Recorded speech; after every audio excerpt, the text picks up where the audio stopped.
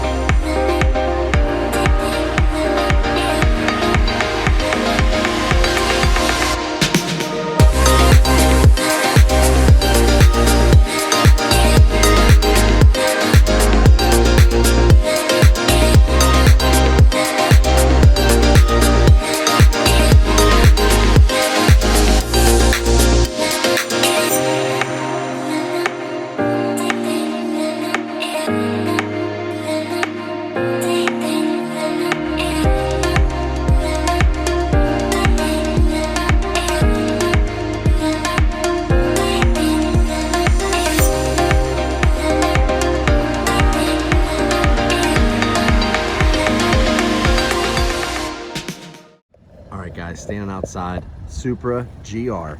This thing is dope. Look at those lights in front. Look at that aggressive stance up front.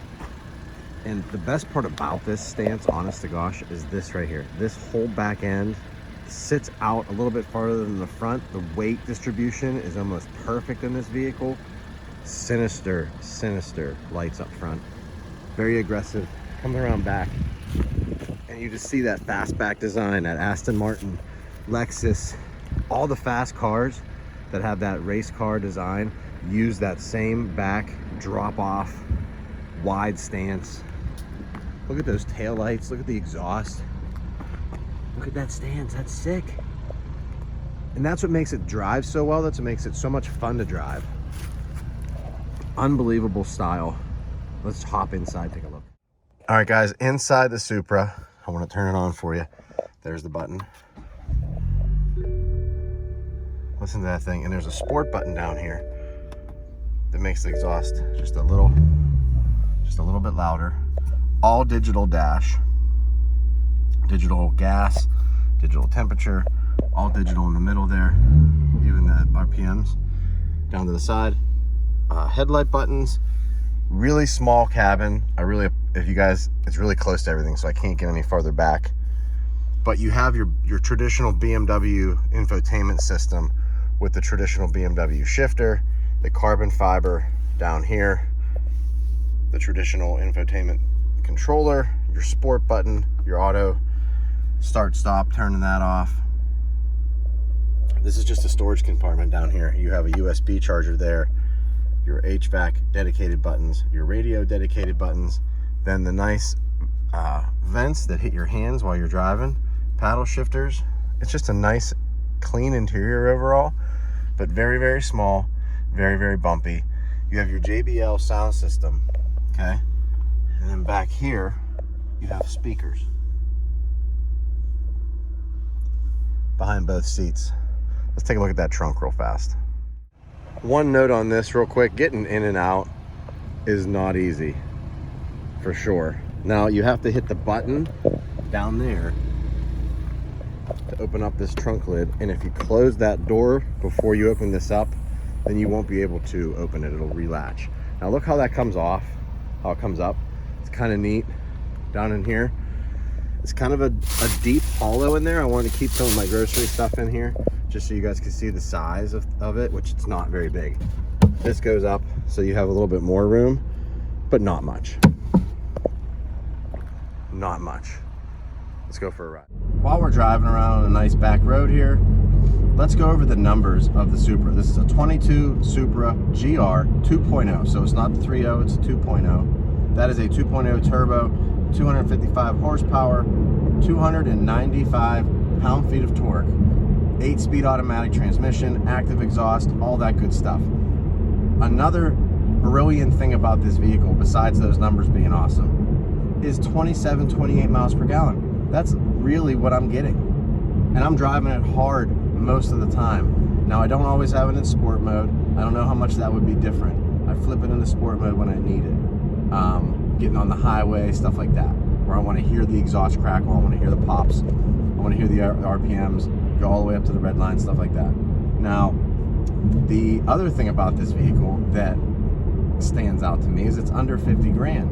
In fact, it starts closer to 40 grand. You get the GR model, you get some other things, it brings that bottom line up 10 grand, but still, or not 10 grand quite, it's about 6-7, but still, for under 40 grand, under 50 grand, you're getting a really well equipped rear wheel drive, fun to drive vehicle, if that's what you're after. The good and bad list, and where do we start, right? We're driving a Supra. It's a purpose-built vehicle. It's made to go fast, it's made to be on the track. I call it the suburban race car, because it is. You can go from point A to point B quickly. Number one on my list is style, obviously. Lights, shape, all that stuff. The interior is luxury, but yet it's also race inspired. You get all that stuff in one package. It's great. Second thing, handling. I'm gonna go out on a limb here and tell you, this might be the best handling vehicle I've driven in a very long time. It just goes, and I knew that when I drove that first one, the red one, a couple years ago. When I got this one, I knew it was gonna be a little bit different with the 2-liter, but it's really not that much different. Aside from some sound, some auditory cues that you would hear from a 3-liter, this thing's just as fast, handles just as good. It's a great overall vehicle. Number 3 on my list is the power and the sound. Kind of with the other stuff that I was talking about, it sounds great in sport mode and has plenty of power. 300 pounds of torque is perfectly mated to this vehicle and the setup for rear wheel drive. Last thing, the JBL sound system. While it's okay, it's an improvement on other vehicles that use the same sound system. Having the subwoofers right behind your head actually helps a lot. Not bad. Let's get to the cons. And the bad list is not a reflection of this vehicle, because when you buy this vehicle, you don't need to carry kids around. You don't need to carry a lot of stuff around. Okay? So, number one, it's a driving car only. And I mean that because you literally, this is something you get in, you drive around in, you have fun, maybe go to a restaurant, and then you come home. You don't park it really anywhere, and you can't take a whole lot of people with you. So as far as that goes, it's a driver's car. Second thing on my list is it's just stiff and very low. Now, those are my only quibbles with the whole thing. It's very low to get in and out of. It's not the easiest thing in the world. Now, you get used to it as you have it for a little bit longer, but like my dad has a hard time getting in cars this low. I, at 40, have a hard time getting in and out of this car, and it's super stiff. When you're driving on these roads, these public roads, they're not the greatest. They're not the greatest maintenance, and when you're driving around Western PA like I am, there's tons of construction. I'm sure there's a lot of construction in your neighborhood too, but it's just bumpy, and it doesn't take any of the bumps well at all. And in fact, if it's an uneven road, not necessarily like potholes or anything, but if it's uneven, forget it. If you have coffee or something in here, it's hitting the roof. My head sometimes even gets close to hitting the roof. It's just a stiff, race-inspired car. And while that's not, you know, that's what it's supposed to be, right? This car is supposed to be stiff and rugged. It's a pain in the butt as an everyday driver. This may be a sleeper, is because it is. It's a small 2-liter turbo rear-wheel drive vehicle that's unassuming until you step on the throttle and you hit that first corner and you realize that it's stuck to the ground like a race car. Thumbs up.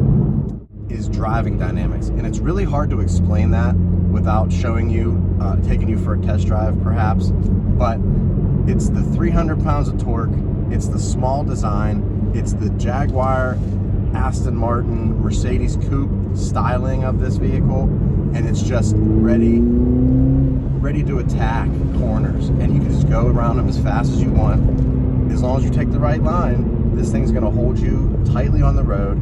It's awesome. Final thoughts on the Supra, and then I'll let you go for the day. Fantastic driving vehicle, fantastic road manners, fantastic exhaust, awesome lighting, exclusive design. You don't see a million of them on the road. All that stuff adds up to me to make it a really cool driver's vehicle. And I'm a car guy, CarDadBill, right? I like driving. I like vehicles that give me feedback and are balanced on the road. This is one of those vehicles. It's awesome. Thumbs up, CarDadBill, real cars, real people, real life. See you next week. Subscribe.